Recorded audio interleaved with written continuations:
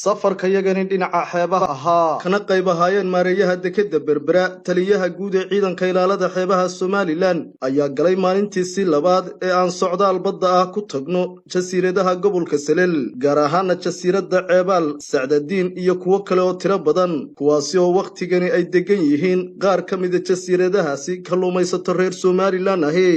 waxaana xusid mudan in jasiiradda Ceebal ay ku taalo noobiyad ay maraakiibtu ku soo hirato maraya marinbiyoodka Baabal Mabda waqtiyadii ay shaqayn jirtay oo muddo 30 sano ka hor shaqo ugu dambeysay mas'uuliyiinta heer gobol iyo heer degmo ee gobolka Salel ayaa sheegay waxyaabaha ay degmadani hodanka ku tahay waxaana ka mid ahaa hadalladoodii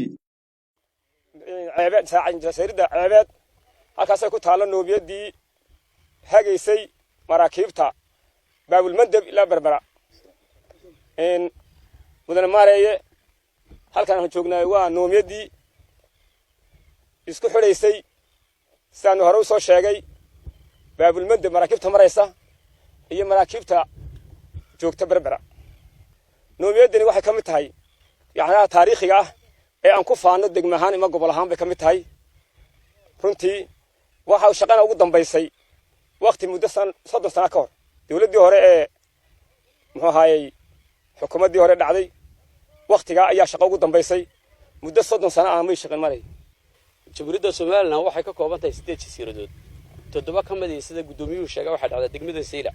hal jasiirada ayaa bariga dhacday jasiiradaasna waa jasiirada Reebshiga la yiraahdo geedka shabri Reebshiga la yiraahdo qeyriga ku taala waxa aad iyo aad aan ku soo dhaweynaa halkan oo jasiiradda Ceebal jasiiradda Ceebal waxa ku taala noobiyadii qadiimiga ahayd ee xilligii Turkiga la dhisay noobiyadaasi waxay xiriirinaysaa sidii uu gudoomiyaha degmadu sheegay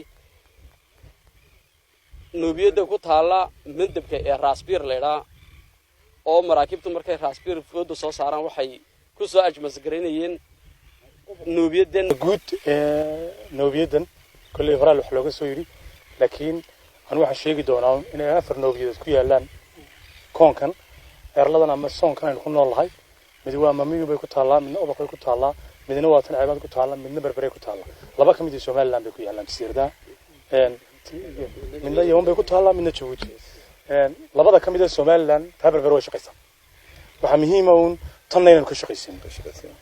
maadaama gobolkan uu yahay ama degmada Saylac tahay degmada ugu ansaarta badan leh Somaliland maareeyaha dekedda berbera Siciid Xasan Cabdilaahi ayaa sheegay inay dib u habayn iyo dayactir ku samayn doonaan noobiyadan si dhaqso ah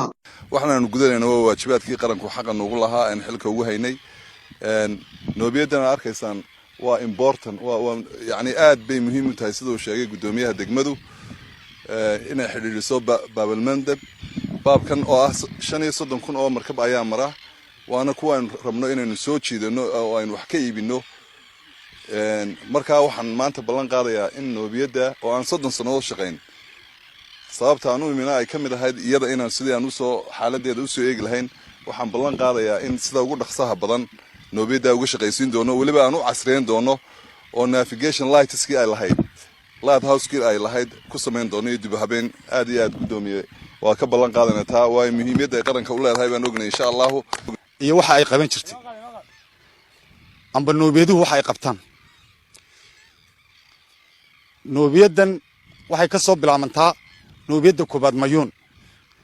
waa buur dheer oo badda dhexdeeda ku taala waxa loogu tala galay noobiyadan loogu sameeyay inay ka baydhaan gulub saa wareegay leedahay ka baydh way buurta inay maraakibtu ka baydhaan loogu tala galay markay ka baydho markabku wuxuu qabsanayay Raasbiir oo ubaq ku taala laakiin saxaafadda oo gudbinayay isla markiiba waxa loo waxaan qabanay hadalkii waa la dhameeyay annagu waxaan waan ka ciidanahan inaanu qaybteeda ka qayb qaadano waxaan ilaalin doonaa noomiyadaha kullan weylaa farxabo wixii aataara waa ilaalin doonaa haddii la ka dhigo waxaan xoojin doonaa sidaan u ilaalin lahayn xadkeena iyo ciidankeena loo kordhin lahaa isku soo wada duubo waxyaabaha cajiibka ah ee aan jasiiradan Ceegaa ku aragnay ayaa ahaa boqolaal shimbira ah oo ku dhawaaqaya dhawaaqyo kala duwan kuwaasi oo halkani degan oo waxyaabaha ay quutaan inay tahay kalluunka ku jira badda iyo welibana iyaga dhexdooda Cabdiraxmaan Maxamed Cige telefishinka caalamiga ee Saab TV jasiiradda ceebaal adeega cusub ee shirkadda dahabshiil iyo idahab casriyeynta hanaanka cusub ee xawilaadda dahabshee haddaba macmil adeegan cusub ee casriga ahi waxa uu ku sahlayaa in adigoo jooga gurigaaga hoose goobtaada shaqo aad lacag ugu xawishid asxaabtaada iyo ehelkaaga jooga daafaha dunida